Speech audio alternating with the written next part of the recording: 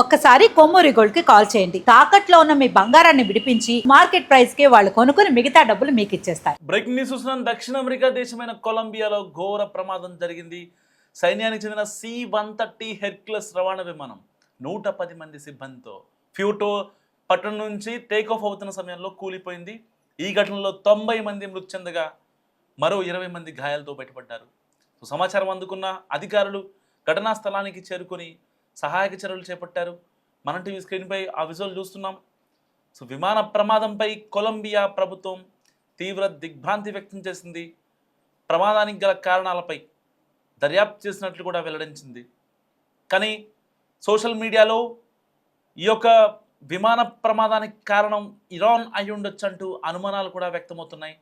విమానంలో బలగాలను తరలిస్తుండగా ఈ దుర్ఘటన చోటు చేసుకుందని కొలంబియా రక్షణ మంత్రి ఫెడ్రో సాంచెజ్ తెలిపారు. ఎట్టి పరిస్థితుల్లో ఇది ఇరాన్ పనేనా? మీరేమనుకుంటారో మస్ట్గా కామెంట్ చేసే ప్రయత్నం చేయండి. సాంకేతిక లోపం తలెత్తింది అని ప్రాథమికంగా ఇటువైపు అయితే డైరెక్టరేట్ జనరల్ అధికారులు చెప్తున్న పరిస్థితి. ఎప్పుడైతే ఫ్లైట్ టేక్ ఆఫ్ అయిందో 125 మందితో కొద్దిసేపటికే సాంకేతిక సమస్యలు తలెత్తాయని ప్రాథమిక దర్యాప్తులో తేలుతోన్న విషయం. ఇంజిన్ వైఫల్యం లేదంటే నియంత్రణ కోల్పోవడం. ఇక్కడ ఏటీసీ నుంచి నియంత్రణ కోల్పోయింది. ఇక్కడ అంటే క్యాబిన్లో ఉన్న పైలట్లు ఏదైనా చేద్దామంటే చేయలేని సిచ్యువేషన్.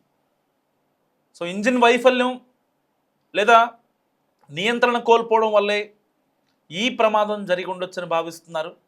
అధికారుల మాట అటు ఉంచితే ఇరాన్ పేల్చేసింది. ఎందుకంటే దాంట్లో ఆర్మీ వాళ్ళు బెటాలియన్ ఉన్నారు కాబట్టి, వాళ్ళ ఫ్యామిలీస్ కూడా కొంతమంది ఉన్నారు కాబట్టి అయితే ఇరాన్ పేల్చేసింది, ఈ ఫ్లైట్ని ఇరాన్ పేల్చేసిందని ఇప్పుడు చాలా గట్టిగా సోషల్ మీడియాలో వినిపిస్తున్న మాట. అండ్ దీనికి ఈ యొక్క విమాన ప్రమాదానికి వాతావరణ పరిస్థితులు కూడా కొంచెం ఇబ్బంది పెట్టాయి. ప్రమాద సమయంలో ఆ ప్రాంతంలో వాతావరణం అనుకూలించలేదని, దీనివల్ల విమానం అదుపు తప్పి ఉండవచ్చనే కోణంలో కూడా అధికారులు విచారణ జరుపుతున్నారు. ఇలాంటి నేపథ్యంలో టేక్ ఆఫ్ సమయంలో సరైన టేక్ ఆఫ్ జరగలేదు అనేది కొంతమంది ఎక్స్పర్ట్ చెప్తున్నమాట. టేక్ ఆఫ్ సమయంలో వైఫల్యం జరగడం వల్లే ఈ యొక్క ప్రమాదం జరిగింది అని చెప్తున్నారు అధికారులు ప్రాథమికంగా బేసిక్గా. ఇంకా దీనికి అంటే మొత్తంగా అసలు ఎలా జరిగింది, ఇటు సరైన టేక్ ఆఫ్ జరగకపోవడం వల్ల టెక్నికల్ ఇష్యూనా లేకపోతే నియంత్రణ కోల్పోవడమా, ఇరాన్ పేల్చేసిందా అన్న విషయాలు తెలియాలంటే బ్లాక్ బాక్స్లోని డేటా వాళ్ళు రిట్రైవ్ చేసిన తర్వాతని ఏటీసీ నుంచి కనెక్షన్స్ కావచ్చు, వాళ్ళు ఏదైతే టేక్ ఆఫ్ అయిన ఎయిర్పోర్ట్ నుంచి కనెక్షన్స్ కావచ్చు, అండ్ క్యాబిన్ క్రూ మాట్లాడిన సిచ్యువేషన్ అండ్ పైలట్ ఇచ్చిన ఇన్స్ట్రక్షన్స్ ఏవైతే ఉన్నాయో ఇలాంటివి బయటికి రావాలి అంటే బ్లాక్ బాక్స్లోని డేటా బయటికి రావాలి. దాని తర్వాతే ఇరానా లేకపోతే ఇంకొకళ్ళ లేకపోతే అక్కడ పైలట్లే విమాన ప్రమాదానికి కారణం అయ్యారా? ఇప్పుడు ఒక వరల్డ్ వైడ్గా ఒక పాండమిక్ సిచ్యువేషన్ నడుస్తుంది. ఇరాన్ ఇజ్రాయిల్ వార్లో ఇక్కడ ఆర్మీ అధికారులు కూడా చాలా కీలకం, ఆర్మీ ఫ్యామిలీస్ కీలకం. సివిలియన్స్ కాదు వీళ్ళ టార్గెట్. ఇరాన్ మీద అమెరికా దాడి చేయాలి, ఇజ్రాయెల్ దాడి చేయాలంటే ఇరాన్లోని సివిలియన్స్ కాదు టార్గెట్. ఎవరైతే దూకుడుగా ఉంటారో, ఎవరైతే నేను రెడీ ఫర్ బ్యాటిల్, యుద్ధానికి రెడీ అని చెప్పే వాళ్ళు ఉంటారో ఆ వీరులే వీళ్ళ టార్గెట్. అది ఏదైనా సరే, ఒకవేళ ఇరాన్ చేసి ఉండొచ్చనే అనుమానాలు వస్తున్న నేపథ్యంలో ఒకవేళ అదే నిజమవ్వచ్చేమో, టేక్ ఆఫ్ సమయంలో వైఫల్యం జరిగింది అని చెప్పి అక్కడ అధికారులు చెప్తున్న పరిస్థితి. ఎందుకంటే ఫ్యూటో ఎయిర్పోర్ట్ నుంచి బయలుదేరిన కేవలం 2 కిలోమీటర్ల దూరంలోనే, అంటే ఆల్మోస్ట్ ఫ్లైట్ టేక్ ఆఫ్ అయింది. టేక్ ఆఫ్ అయిన 2 km అంటే జస్ట్ ఒక 1 minute అంతే. 1 minuteలోనే విమానం కుప్ప కూలిపోయింది. గాల్లోకి ఎగిరే క్రమంలోనే ఏదో ఒక లోపం అయితే క్రిస్టల్ క్లియర్గా జరిగింది. ప్రమాదం జరిగిన వెంటనే విమానం మంటల్లో చిక్కుకుపోవడం అండ్ సహాయక చర్యలకు ఆటంకం కలిగింది. ఎందుకంటే ఇది ఒక హెర్క్యులస్ C-360 విమానం ఇది. సో చాలా పెద్ద క్యారియర్. ఇటు కుటుంబాలను మోసుకెళ్ళచ్చు, వాళ్ళ సరుకులు, వాళ్ళ సామాన్లు అన్నీ తీసుకెళ్ళచ్చు. చాలా పెద్ద ఎత్తున తీసుకెళ్ళచ్చు. చాలా ఎక్కువ కెపాసిటీ ఉంది దీనికి. సో కొలంబియా పౌర విమానయాన సంస్థ అండ్ సైనిక అధికారులు ఈ ఘటనపై పూర్తి స్థాయి విచారణకు ఆదేశించారు. బ్లాక్ బాక్స్ లభ్యమైతేనే ప్రమాదానికి అసలు కారణం స్పష్టంగా తెలిసే అవకాశం మనకు కనిపిస్తుంది. ఆ విజువల్ చూస్తున్నాం మనం టీవీ స్క్రీన్పై. సో సహాయక చర్యలు కూడా ఆటంకం కలిగిన పరిస్థితి. అంత పెద్ద ఎత్తున అగ్నికిరలు ఎగిసిపడుతున్నాయి. సో కొలంబియా ఎయిర్ ఫోర్స్కు చెందిన C-130 హెర్క్యులస్ రవాణా విమానం దక్షిణ కొలంబియాలోని ఫుటోమయో ప్రావిన్స్లో గల ఫ్యూటో సిటీ నుంచి స్టార్ట్ అయింది. సో ఎయిర్పోర్ట్ నుంచి టేక్ ఆఫ్ అయిన కేవలం 2 కిలోమీటర్ల దూరంలోనే విమానం అదుపు తప్పి కిందకు పడిపోయింది. నేలకు తాకగానే విమానం భారీ శబ్దంతో పేలిపోయి మంటల్లో చిక్కుంది. దీనివల్ల లోపల ఉన్నవారు బయటపడటం చాలా కష్టమైంది. ఈ ఘటనలో అక్కడికక్కడే 90 మంది మరణించారు. ఇంకా 10 మంది 90 మంది మరణించగా ఇంకా 10 మంది హాస్పిటల్లో చావు బతుకుల మధ్య కొట్టుమిట్టాడుతున్నారు. సో విమానంలో మొత్తం 125 మంది ఉన్నారు. సో వీరిలో ఎక్కువగా సైనికులు ఉన్నారు. అండ్ సైనికులతో పాటుగా వాళ్ళ కుటుంబ సభ్యులు కూడా ఉండొచ్చని తెలుస్తుంది. ఎందుకంటే యాక్చువల్గా ఒక ప్రాంతం నుంచి వేరే ప్రాంతానికి వెళ్తున్నారు వీళ్ళు. సో ఒక చిన్న ఈవెంట్ ఉంది అక్కడ ఆ ఫ్యూటో సిటీలో.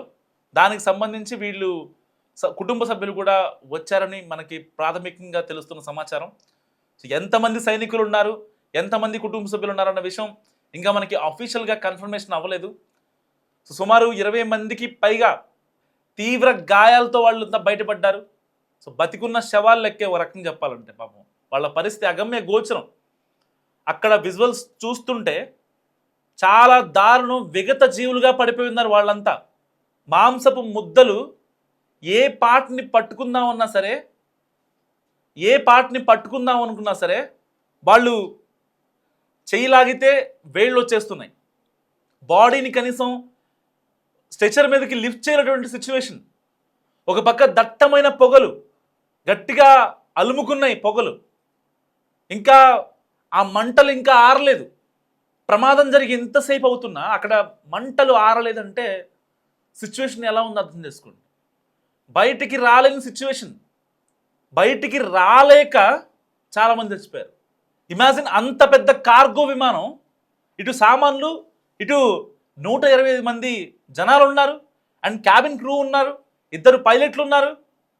ఇంతమందితో ఒక్కసారిగా పడిపోయిందంటే అది టేక్ ఆఫ్ అయిన 2 km డిస్టెన్స్ ట్రావెల్ చేసిన తర్వాత. అంటే ఇప్పుడు బేసిక్గా suppose for example Hyderabad international ఎయిర్పోర్ట్లో ఒక ఫ్లైట్ టేక్ ఆఫ్ అవ్వాలి, ఒక డొమెస్టిక్ ఫ్లైట్ టేక్ ఆఫ్ అవ్వాలనుకోండి బెంగళూరుకి. సో బోర్డింగ్ అంతా అయిపోయిన తర్వాత ప్యాసింజర్లు ఎక్కి కూర్చున్నారు, మీకు క్యాప్టెన్ అనౌన్స్మెంట్ చేశాడు ఫ్లైట్ టేక్ ఆఫ్ అవ్వాలి. సో టేక్ ఆఫ్ అయ్యింది. సో ఫ్లైట్ టేక్ ఆఫ్ అవ్వడానికి ఒక ఆసిలేషన్ చేస్తుంది అనమాట ఎయిర్పోర్ట్ చుట్టూ. ఒక మిడ్ పాయింట్కి రీచ్ అయిన తర్వాతనే అది దాని యొక్క, అంటే బెంగళూరు వెళ్ళాలి కదా, కెంపేగౌడ ఇంటర్నేషనల్ ఎయిర్పోర్ట్కి వెళ్ళాలి కదా. సో ఆ మిడ్ పాయింట్ అనేది ఇస్తుంది, ఏటీసీ ఇస్తుంది. సో ఆ వేలోనే ఈ యొక్క ఇండిగో విమానం కూడా వెళ్తూ ఉంటుంది. సో ఎగ్జాంపుల్ కోసం చెప్తున్నా, ఏ విమానంలో అంతే. ఇలాంటి నేపథ్యంలో ఇప్పుడు ఈ యొక్క హెర్క్యులస్ కార్గో ఫ్లైట్ కూడా అలాగే కుప్పకూలిపోయింది. ఇంజన్లోకి ఫ్యూయల్ సరిగా వెళ్ళలేదా? ఎందుకంటే ఈ యొక్క మిలిటరీ విమానాలకి ఇటు మెయింటెనెన్స్ చాలా గట్టిగా ఉంటుంది. ఒక హెర్క్యులస్ కార్గో ఫ్లైట్ చాలా పెద్ద కెపాసిటీ దానికి. అలాంటి ఫ్లైట్స్కి ఎక్కువ మెయింటెనెన్స్ ఉంటుంది బేసిక్గా. అలాంటి ఫ్లైట్స్ని మన ఇండియా లాంటి కంట్రీస్, లేకపోతే కొంచెం ఆర్థిక వ్యవస్థ తక్కువ ఉన్న కంట్రీస్ మనం ఎక్కువ అంత బేర్ చేయలేము. సో మెయింటెనెన్స్ కూడా హెవీ కాస్ట్. సో అలాంటి ఫ్లైట్ టేక్ ఆఫ్ అయిన 2 minutesకే కూలిపోవడం అంటే నిజంగా ప్రపంచ చరిత్రలో ఇటు కార్గో ఫ్లైట్స్ కూలిపోవడం మనం చూస్తాం. సరుకులు క్యారీ చేసేవి కావచ్చు, లేకపోతే ఆయుధాలు క్యారీ చేసేవి మనం చూస్తాం. కానీ పర్టికులర్గా దక్షిణ అమెరికా లాంటి కంట్రీస్లో ఈ కొలంబియాకి ఒక పటిష్టమైన మిలిటరీ వ్యవస్థ ఉంది. దానికి సంబంధించి ఎయిర్ బేస్లు కావచ్చు, మిసైల్స్ కావచ్చు, క్షిపణులు కావచ్చు, చాలా గట్టిగా ఉంటుంది. సో అలాంటి వాళ్ళు మరి అవి క్యారీ చేసే ఏదైతే ఎదర్ షిప్స్ కావచ్చు, ఇటు ఫ్లైట్స్ కావచ్చు, కార్గో షిప్స్ కావచ్చు, కార్గో ఫ్లైట్స్ కావచ్చు, డొమెస్టిక్ ఫ్లైట్స్ కావచ్చు, అండ్ ఇటు ఆ యొక్క ఆర్మీ మిలిటెంట్స్ని, ఆర్మీ వాళ్ళని తీసుకెళ్లే వాటి కోసం ఇంకా ఎక్కువ చాలా జాగ్రత్తగా ఉంటారు వాళ్ళు. ఇలాంటి కాన్సిక్వెన్సెస్లో అసలు ఎలా పడింది అన్నది ఇక్కడ $1 మిలియన్ ప్రశ్న. వాస్తవానికి ఇక్కడ చాలామంది అంటే ఇరాన్ పేల్చేసింది యుద్ధ వాతావరణం, పాండమిక్ అను, అనుమానాలను, సో అంటే అనుమానాలు, ఆరోపణలు చేయడం రావటం, ఆరోపణలు చేయడం కొంచెం okay, some extent of point వరకు ఓకే. కానీ అసలైన నిజం ఏంటనేది బ్లాక్ బాక్స్ వస్తేనే మనకి బయటికి వచ్చే అంశం. సో మీరేమనుకుంటున్నారు? మస్ట్గా కామెంట్ చేసే ప్రయత్నం చేయండి. అసలు ఇలాంటి పెద్ద విమానం హెర్క్యులస్ C-360 లాంటి cargo flight, that army military flight, take off అయిన 2 మినిట్స్కే ఎలా కుప్పకూలిపోయి మంటల్లో 100 మంది చనిపోయారంటే ఎలాంటి కారణం జరిగి ఉంటుంది. So same Ahmedabad air India flight accident ఎలా జరిగిందో ఇది కూడా అలాగే జరిగింది, సేమ్ సినారియో. సో ఆ అహ్మదాబాద్ ఫ్లైట్ యాక్సిడెంట్ విషయంలో మన డీజీసీఏ తెలిసింది, మన ఆఫీషియల్స్ తెలిసింది ఏంటి? ఫ్లైట్లో 2 ఇంజిన్స్ ఉంటాయి బేసిక్గా. అది బోయింగ్ కదా, చాలా పెద్దది, Boeing A360 flight I think. So అలాంటి విమానంలోకి 2 ఇంజన్లు ఉంటాయి.